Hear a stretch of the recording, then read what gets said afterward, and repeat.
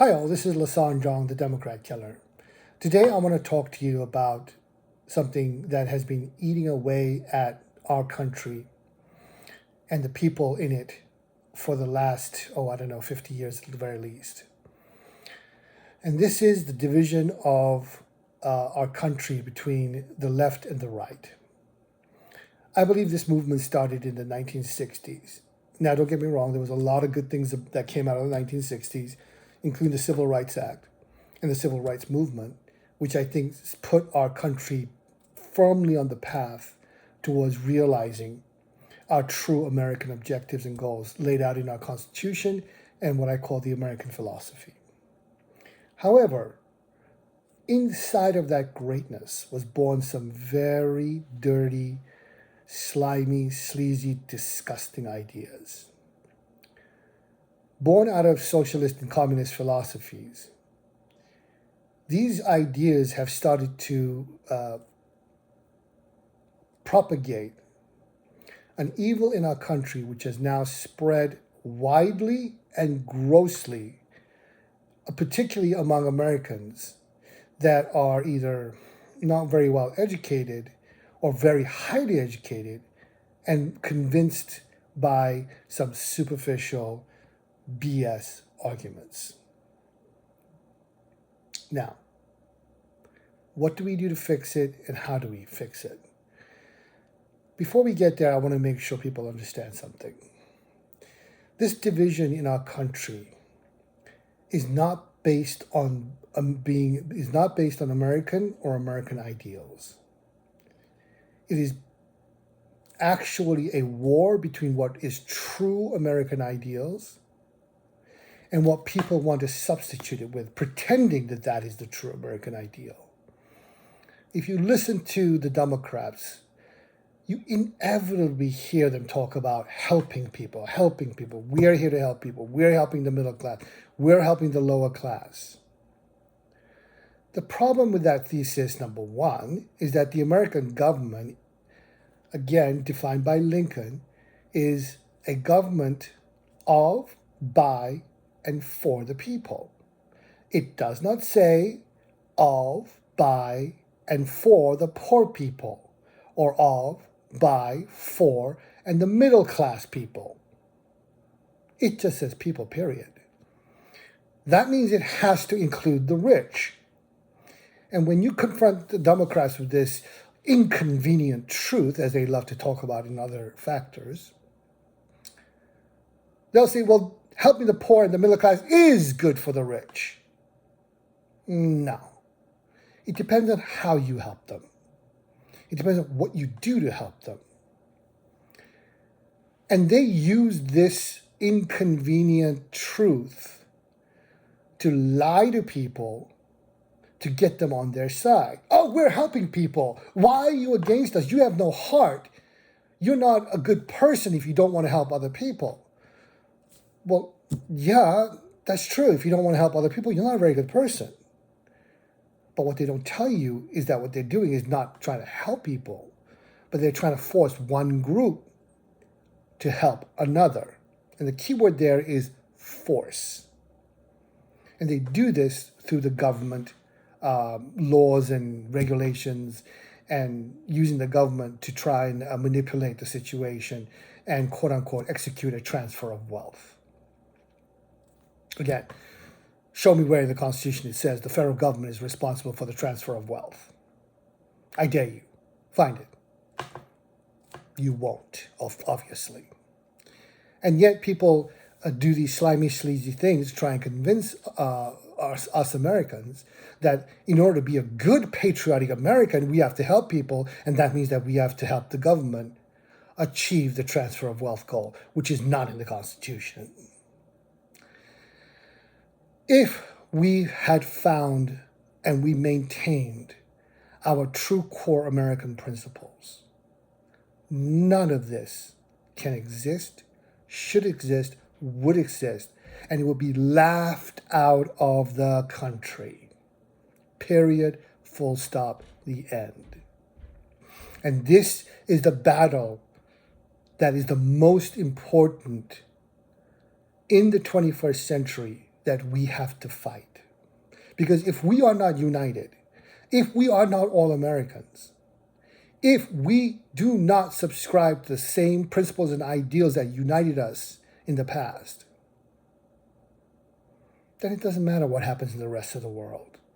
We cannot properly confront and we cannot properly dismantle the ugliness and the tyranny that exists outside of our borders. And what's upsetting me the most is that this tyrannical, government-dominated, idealistic demagoguery is now getting a very firm hold in our country, which I never thought would happen. And to this I give the communists, liberals, socialists, progressives, all the kudos in the world, because they have been somehow able to do this without the vast majority of people in our country seeing what's happening and understanding what's happening. So they have done a magnificent job in dismantling what America should stand for and stands for in reality. Amazing job, you guys. But to the conservatives, to the people who are true patriots and Americans, let it be known that the biggest fight we will fight in our lifetime, without question, is the fight for our future, is the fight for America's future, which means that it's a fight for our country and our children's future. And this fight has to be won against the liberals, the progressives, the socialists, the communists, much of whom are being lied to and believe in the lies because of very big mistaken assumptions. And this is why we are at an impasse in our country. And this is why our election in 2016, 20, and 24 have been and is currently very rancorous. And it is going to maintain this turbulence until we can unite behind another very solid single philosophy that truly defines who and what we are as Americans. And until this is achieved,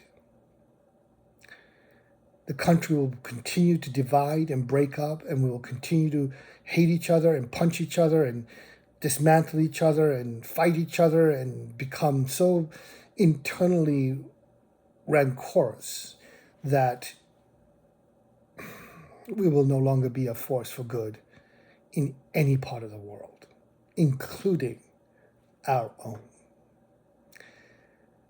So it's great to define what is happening. So can I provide a solution that will, in theory, end this type of division and unite us back to who we are as Americans and what we should be as Americans? Well, I wouldn't be making this video unless I did.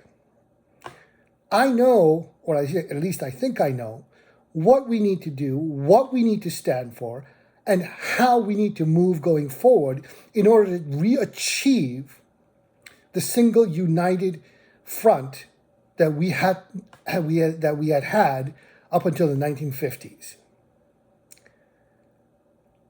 Obviously, that was based on a different philosophy, but the unity behind our country was 100% good for our country and was the correct way of doing things up until that part.